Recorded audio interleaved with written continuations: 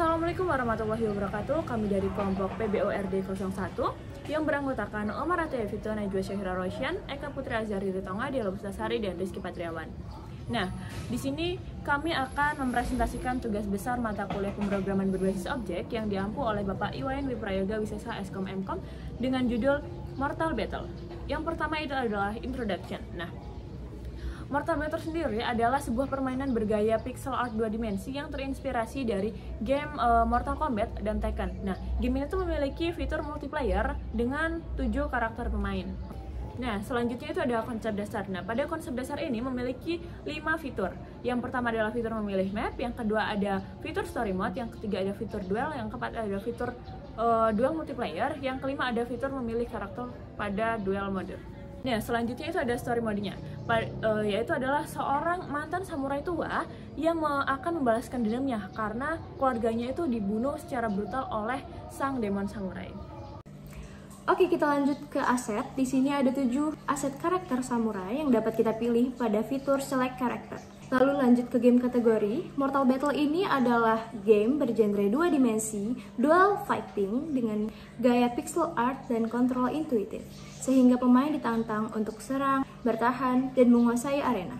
Lanjut ke tampilan game. Yang pertama, dapat kita lihat tampilan main menu dari game Mortal Battle. Apabila kita pencet start, maka akan keluar fitur untuk memilih mode. Ada duel mode, story mode, dan kembali ke main menu. Lalu, bila kita memilih salah satu dari mode duel atau mode story, kita akan diarahkan ke tampilan memilih map, di mana di sana ada map 1 dan map 2 yang dapat kita pilih untuk bertarung. Setelah kita memilih map, kita akan diarahkan ke tampilan memilih karakter, di mana ada 7 karakter samurai yang dapat kita pilih untuk bertarung. Setelah kita pilih semuanya, kita masuk ke dalam permainannya.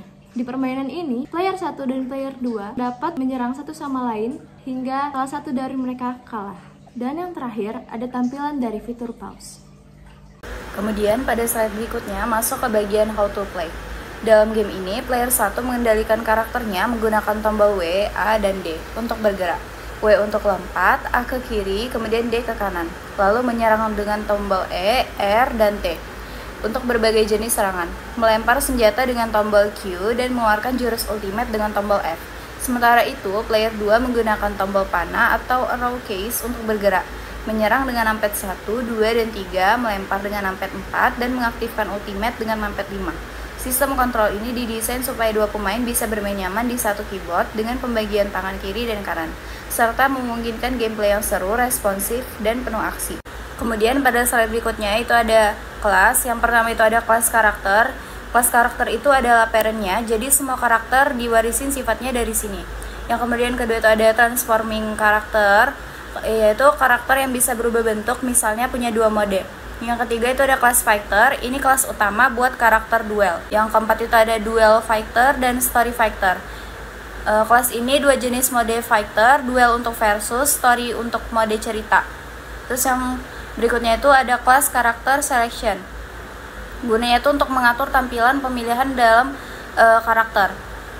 Kemudian pada berikutnya itu ada kelas shuriken projectile, yaitu untuk buat objek lemparan kayak shuriken. Kemudian kelas yang terakhir itu ada entity, kelas dasar yang mungkin dipakai semua objek di game, kayak posisi gambar dan lain-lain. Kemudian masuk ke slide berikutnya, yaitu object identification. Di game ini kita punya beberapa objek utama yang digunakan. Yang pertama itu ada karakter yang berisi semua karakter dalam game. Yang kedua itu objek fighter 1 dan fighter 2, yaitu pemain yang kita kendalikan dalam duel. Kemudian yang ketiga itu ada samurai 1-7, ini adalah pilihan karakter yang bisa kita pilih. Kemudian yang berikutnya itu ada selection, bagian pemilihan karakter sebelum duel dimulai. Dan yang terakhir itu ada projectile, ini contohnya kayak shuriken atau senjata jarak jauh lain. Enkapsulasi, data seperti frame index, action, animation list disimpan dan dikelola secara private di dalam objek. Pengguna karakter hanya perlu panggil change action, update, dan draw untuk kontrol tampilan. Lanjut ke pewarisan. Faktor mewarisi semua atribut dan metode dari entity. Menambahkan atribut dan metode khusus fighter, duel fighter pada modul duel P, dan story fighter pada story P. Juga mewarisi fighter dan menambah logika spesifik tergantung dari modul masing-masing. Polymorphisme, Dual Fighter Override Method dari update yang dipanggil dari game loop tanpa tahu tipe objek spesifik. Polymorphisme terjadi saat fighter update bisa memanggil implementasi berbeda tergantung kelas sebenarnya dual fighter atau story fighter. Demikian juga draw override memanggil gambar karakter dan projectile. Lanjut ke abstraksi, pemanggil cukup pakai move take damage tanpa tahu implementasi detailnya. Subclass bisa override update dan draw untuk memperluas fungsi.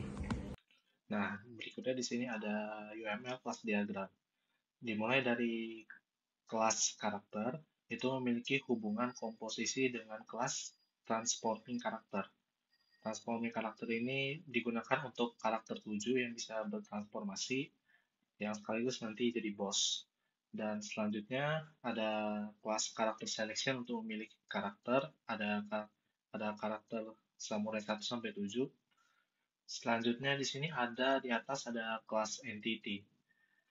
Nah, entity ini dia punya hubungan pewarisan dengan kelas fighter. Jadi kelas fighter ini kelas turunan dari entity. Selanjutnya ada dua kelas yang lumayan besar di sini, ada dual fighter dan story fighter. Dual fighter ini untuk mode multiplayer dan story fighter ini untuk mode story. Kedua kelas ini punya hubungan komposisi dengan kelas fighter ini, yang artinya dual fighter dan story fighter ini kelas turunan dari kelas fighter. Selanjutnya di kanan ada kelas shuriken projectile untuk memberikan fungsi ke fighter untuk mengeluarkan shuriken.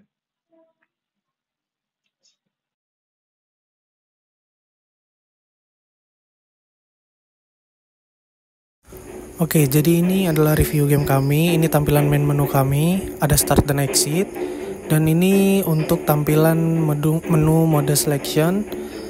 Nah, di sini yang pertama ada dual mode, ada story mode, dan ada main menu untuk back ke main menu. Di sini ada map selection. Di sini ada map 1 dan map 2. Kita akan menggunakan map 1, dan di sini adalah tampilan untuk karakter selection. Kami punya 7 total karakter, yaitu samurai 1 sampai samurai 7.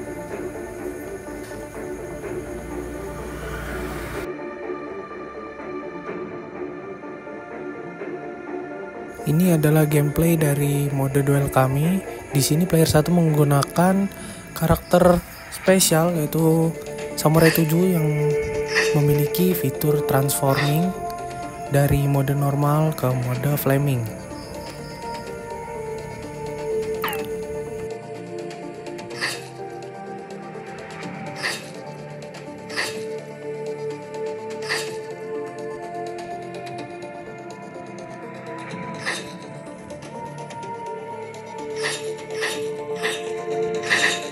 Dan ketika salah satu dari player mati dan kalah, game akan lanjut ke ronde berikutnya tanpa mereset state dari skor.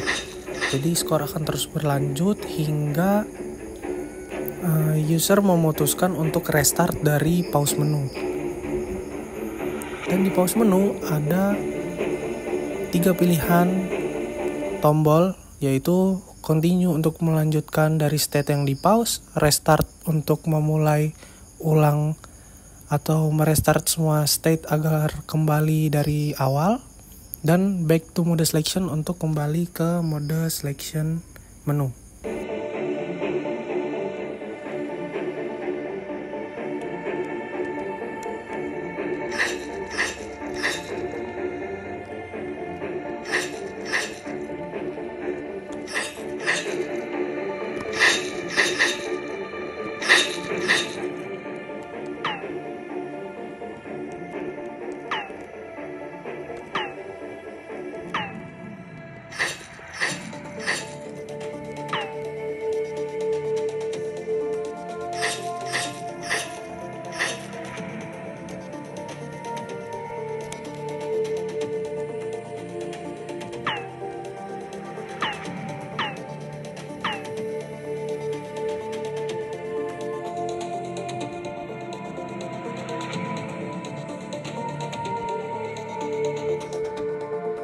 Berikut adalah gameplay story mode dari game kami.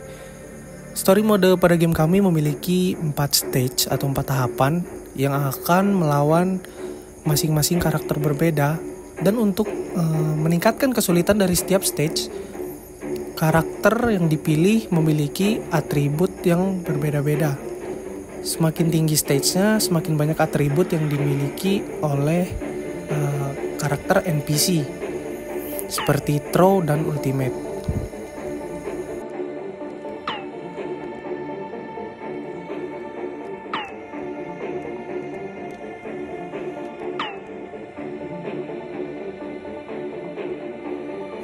Pada story mode ini, jika kita melakukan restart dari pause menu, itu akan mereset state kembali ke stage awal. Namun bila kita kalah pada stage berapapun itu, kita hanya akan mengulang dari stage tersebut.